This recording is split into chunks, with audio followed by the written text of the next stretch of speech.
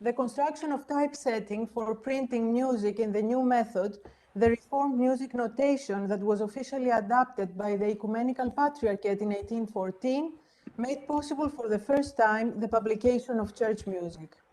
Scholars in the field of Byzantine musicology have studied various aspects of the transformations effected on the theory and practice of church music by the wide dissemination of authoritative versions of the church music repertoire notated in the new method. Less interest has been shown to the publication of secular Ottoman music notated in the new method. Although this has arguably engendered new entwined histories between the worlds of ecclesiastical and Ottoman secular music and their respective communities. In this paper, I trace the dynamics of this history in order to offer insights into musical life in mid-19th century Istanbul. Attention to Greek printed collections of Ottoman songs, their networks of production and circulation, as well as to their reading publics, I argue, may shed light on the late Ottoman culture of music printing, the interconnections and transfers within and between late Ottoman musical communities, and their spatial distribution both within Istanbul and beyond. I should mention on the outset the important background research done by Cem Behar, by Murat Bardakci, among others, and the younger generation of researchers such as Smanis and San Lekol, on the work of which my discussion builds. Panos, we cannot see the PowerPoint. Okay, thank you.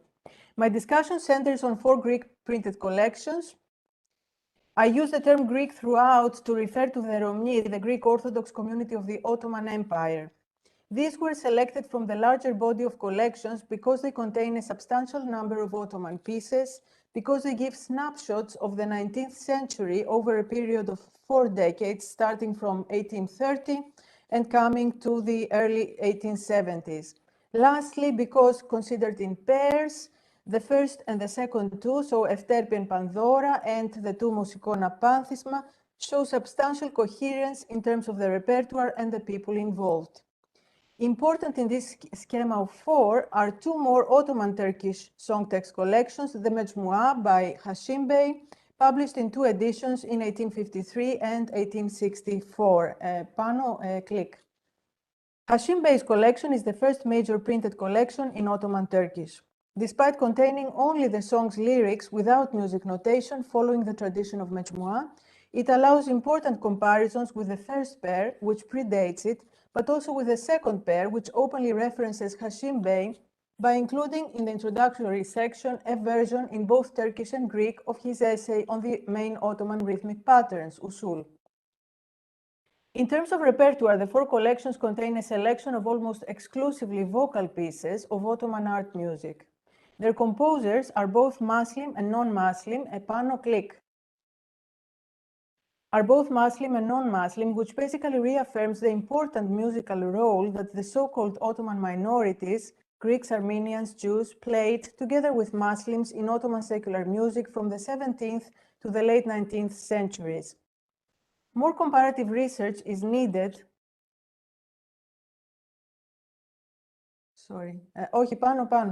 More comparative research is needed into the Greek and their contemporaneous Turkish collections and earlier Mecmuas to illuminate the changing aesthetic and music trends of the 19th century, as a preliminary examination suggests that Jewish composers are underrepresented, while Armenians appear to be somewhat overly prominent in the Greek collections. Panos Poulos will be discussing the intercommunal relations in relation to Istanbul and the musical venues a bit later.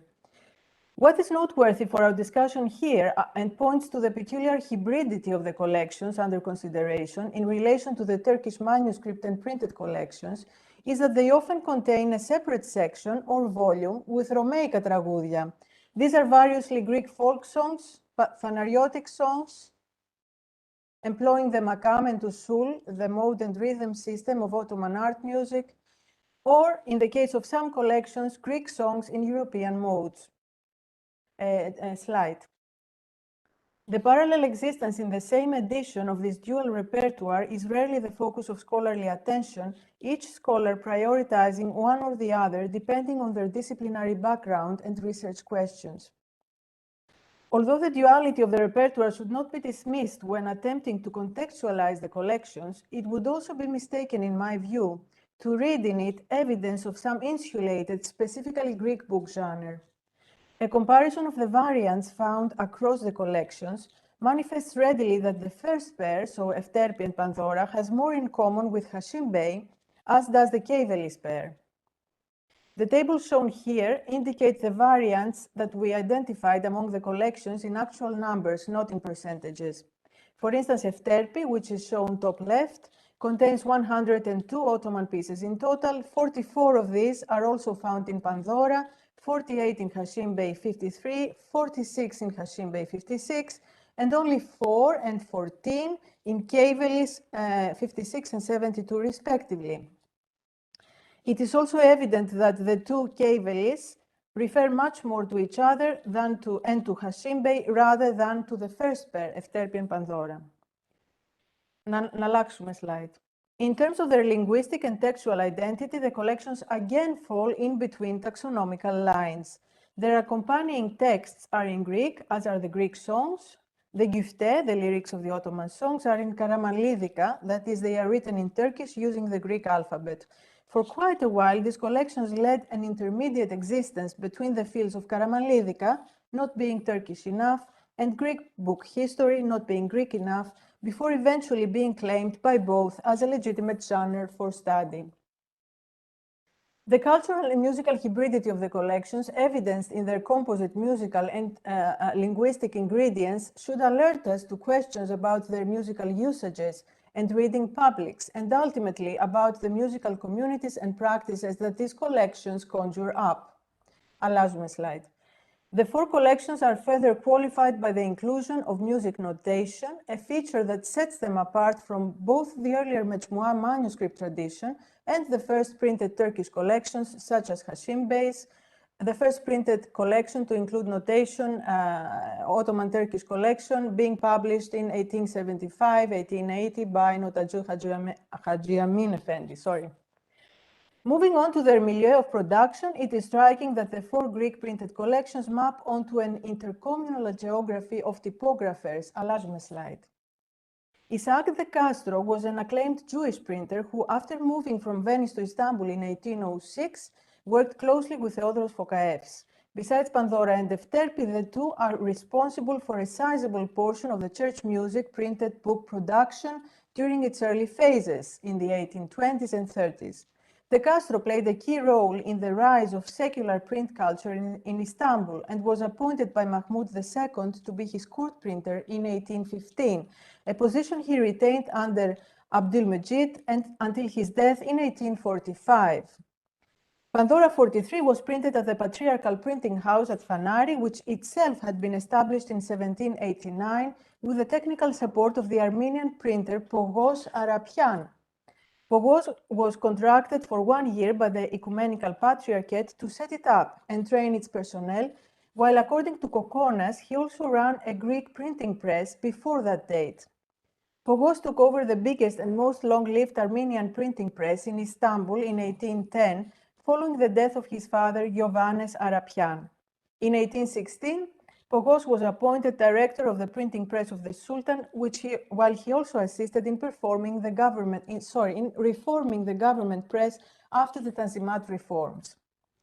The Armenian printer Tateos Divitian published Armenian hymn books with neumes, while he also gave a printing machine to a student of Hamparsun Limontian and the first person to print Hamparsun notation. Thank you to Jacob Ole for bringing this information to my attention. Divitian is also portrayed as having had an involvement in the Bulgarian independence movement. Apart from Keivelis 56, he also printed at least four Greek books of ecclesiastical music and is credited in the bibliography on Armenian printing with knowing to read and write in Greek. The last collection, Keivelis 72-73, was printed by Evangelinos Misailidis' printing house, I Anatoli. Misailidis was a leading figure of the Karamanlidika book. His prolific publishing work, first in Izmir and from the early 1850s in Istanbul, was aimed at educating and enlightening the Turcophone Christians of the Ottoman Empire through their introduction to European and Greek literature and culture. The involvement of Armenians and Jews in the printing of the 4 Greek collections corroborates the important role that non-Muslims played as agents of change, quote unquote, in Ottoman printing. This is by Strauss. It also charts the territories of what Strauss has termed an Ottoman literary activity that entailed various types of contact among the different communities, more frequent than might be expected. Literatures, Strauss argues, do not fit in this context the nationalist paradigm. As we move to the Hamidian era, it is tempting to associate Keivelis's shift towards a more nationally aware rhetoric in the introduction of the 1872-73 edition with the Circle of Misailidis, but also with the broader project of Ottomanism, in the context of which the press became instrumental in the formation of both Ottoman and national subjecthoods and reading publics. Technological transfer across the ethno-religious communities in the form of printing equipment and know-how was beyond doubt accompanied by cultural transfer, though it is hard to know precisely to what extent. In the case of non-commercial books published with the method of pre-subscription, with the fee being paid usually upon delivery of the book, such as was the case of the 4 collections, the printer's role was often confined only to printing. The author-editor was in charge of both securing an adequate number of subscribers and distributing the book. For sure, the collaboration between printer and author-editor, which sometimes went beyond a single book, as we have seen, involved prolonged engagement and interaction. In this light, printing presses emerge as potential spaces of intercommunal sociality that fostered broader connections between the various authors, editors, and their worlds, their musical worlds. These connections were further solidified through the networks and paths of book production and distribution, which brought the books to their reading publics. It is to the latter that I now turn.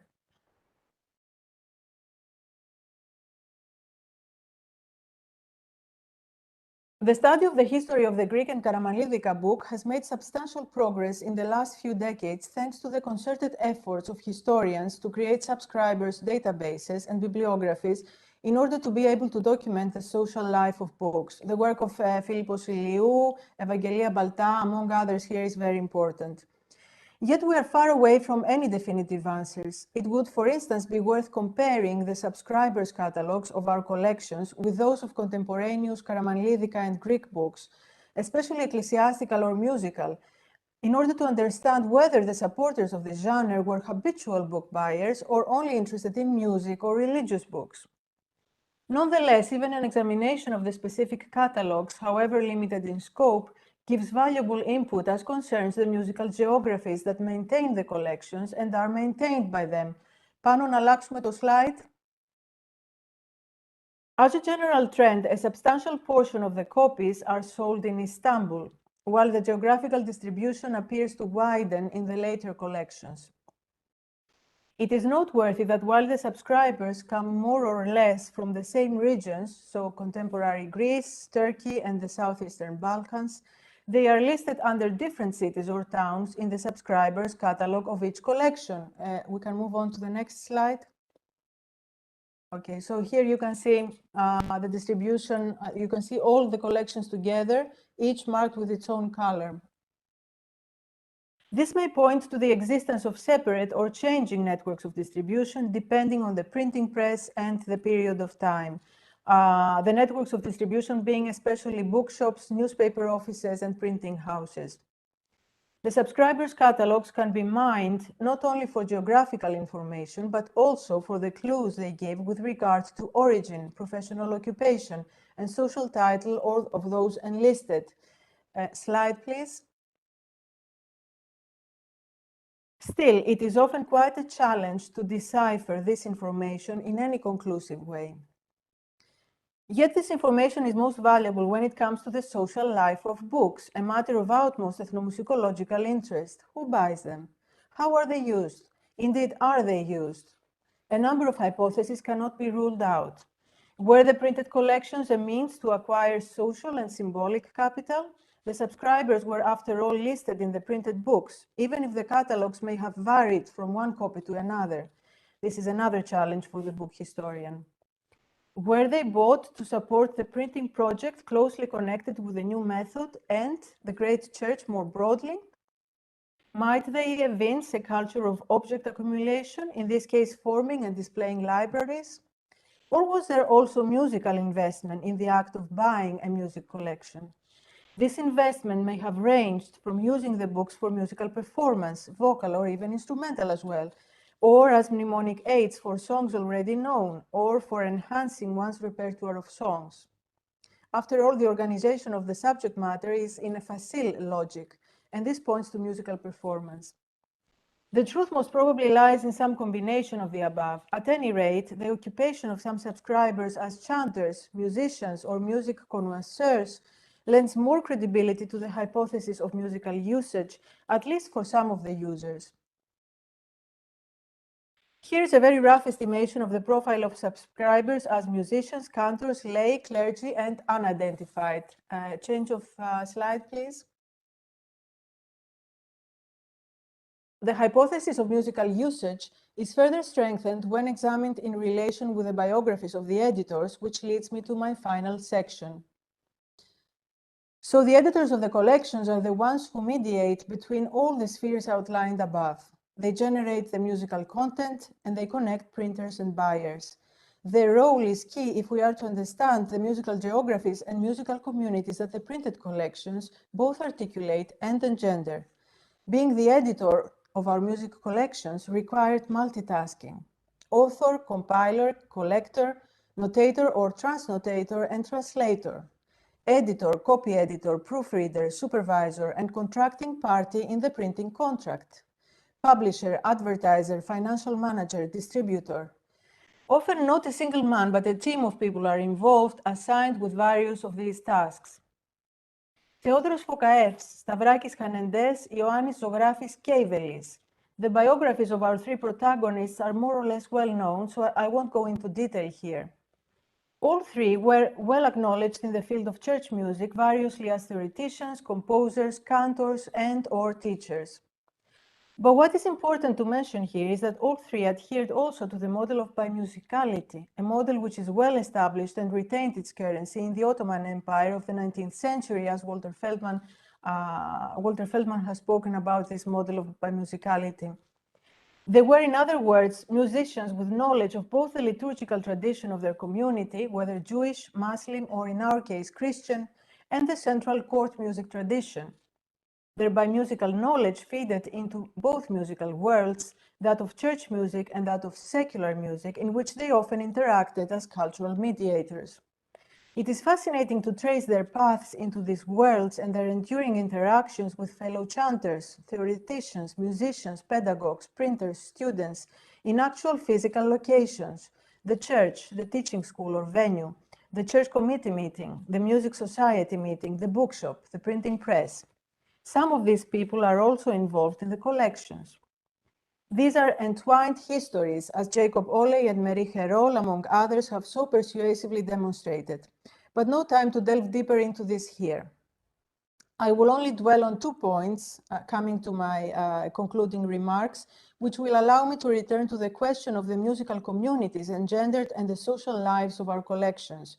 Firstly, both Keivelis and Fokaefs and Stavrakis describe acquiring the songs through processes of oral transmission. Πάνω να αλλάξουμε το slide.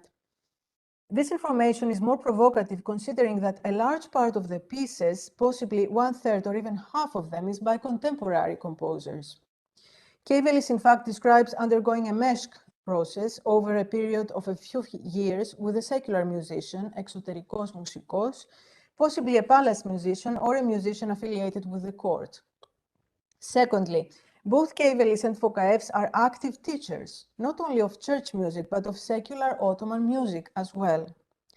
In 1843, Fokaefs invites his readers, even those who are beginners, to come to his shop in Galatas to receive music lessons in exchange for a fee of church music and secular music. And by secular music, he means the teaching of Efterpi and Pandora. While 13 years later, we learn through an ad in the press about the teaching of εξωτερική μουσική, Ion, την Efterpin και την Πανδώρα, Secular music, meaning Efterpi and Pandora, by Onufrios Vizantios, a chanter and composer of church and secular music who played the tambour and studied Ottoman art music with Ismail Dede Effendi. This is the information from the sources. Again, in Fokaevs's bookshop. It is amazing to stumble upon Kevelis's own invitation the very same year as the Onufrios ad through the pages of Kevelis 56 to his readers to be taught this music Bible, meaning the collection, by Kevelis himself.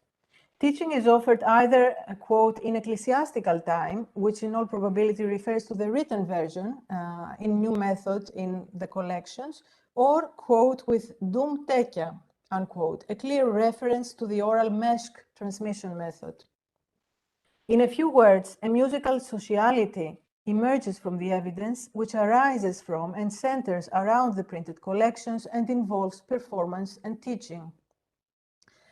Coming back to our initial question, what can an analysis of Greek printed music collections centered on their making, production, and circulation tell us with regard to the social lives of books and the musical practices and communities they generate?